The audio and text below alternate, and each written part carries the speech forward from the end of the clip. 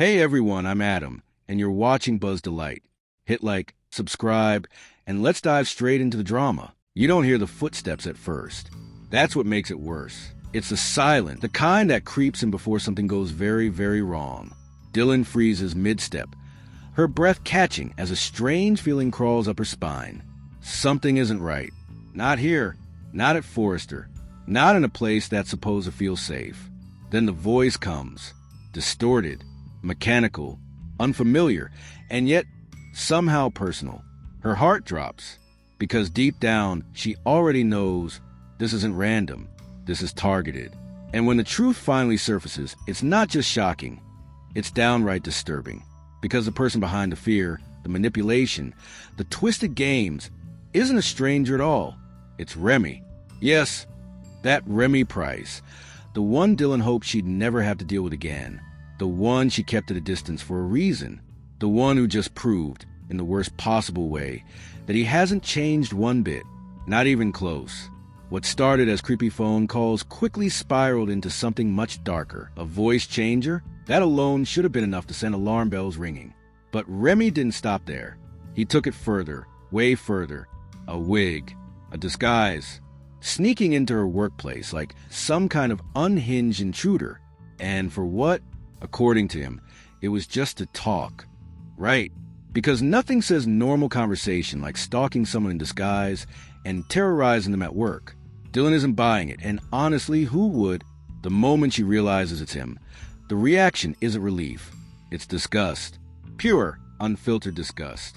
Especially after everything that's already come to light. Because it's not just about the stalking. It's about what he did to Elektra. Those deep fakes? They weren't a joke. They weren't harmless.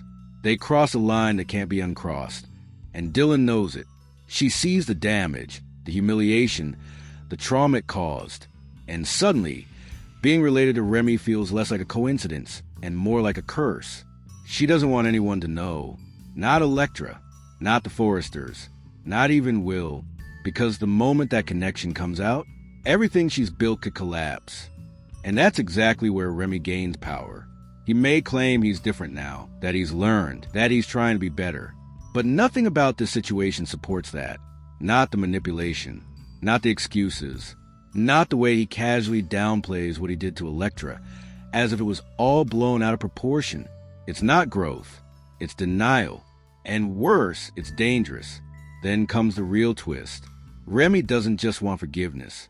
He wants something from Dylan. Actually, he wants a lot. At the top of that list, Deke. Remy is laser focused on getting back into Deke's life, no matter what it takes. And since Deke clearly isn't interested, Remy turns to the one person he thinks he can control, Dylan. It's calculated. If Dylan and Deke are friends, then she becomes a perfect middle ground, the perfect messenger, the perfect tool. All she has to do is say the right words, plant the right ideas, and suddenly, maybe Deke gives Remy another chance. At least that's a fantasy playing out in Remy's head. But here's the problem. Dylan doesn't owe him anything. Not for a job tip, not for a favor, not for anything he thinks he's done for her. Especially when you look at the bigger picture. Because while Dylan was struggling, really struggling, Remy wasn't exactly stepping in to help. She was sleeping in her car, barely getting by, trying to survive. And where was he? Comfortable, stable, with a place of his own. If family mattered so much to him, if he truly cared the way he claims to, why didn't he help her then? That silence says everything. And Dylan sees it now, which makes his demands feel even more outrageous. But Deke isn't the only target. There's another piece to this puzzle, and it's just as messy. Elektra. Remy knows she's the reason everything fell apart. The deepfake scandal didn't just hurt her, it exposed him. It showed everyone exactly who he is. And if he wants redemption, it starts with her. So once again, he looks to Dylan. Convince Elektra to forgive me. Simple request, right? Not even close. Because this isn't about a minor misunderstanding. This is about trust violation and public humiliation.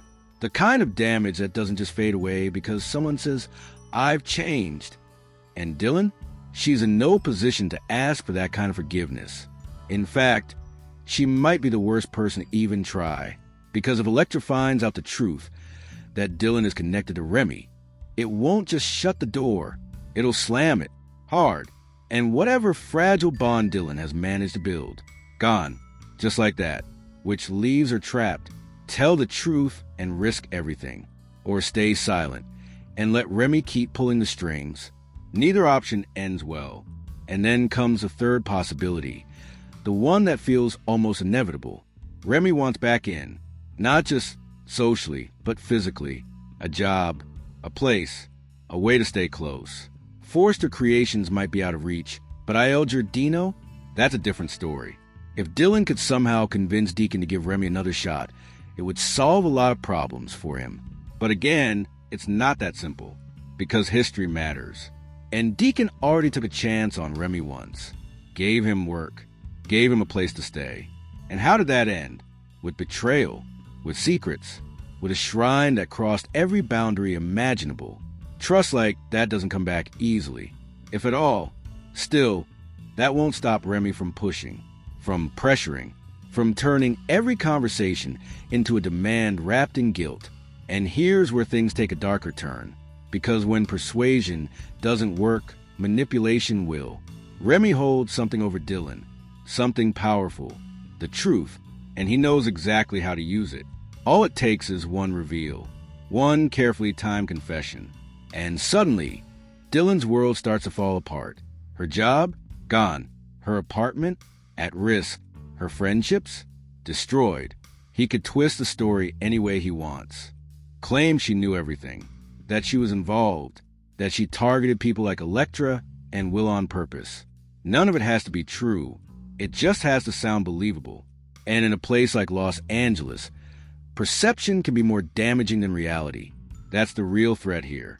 Not just what Remy has done, but what he's willing to do next.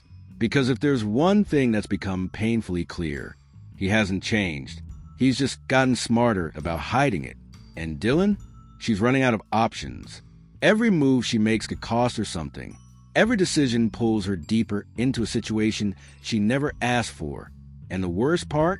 This might only be the beginning. Because when someone like Remy starts making demands, they don't stop at one.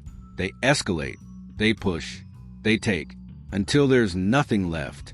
So the real question isn't just what he wants. It's how far he's willing to go to get it, and whether Dylan can find a way out before everything she's built comes crashing down.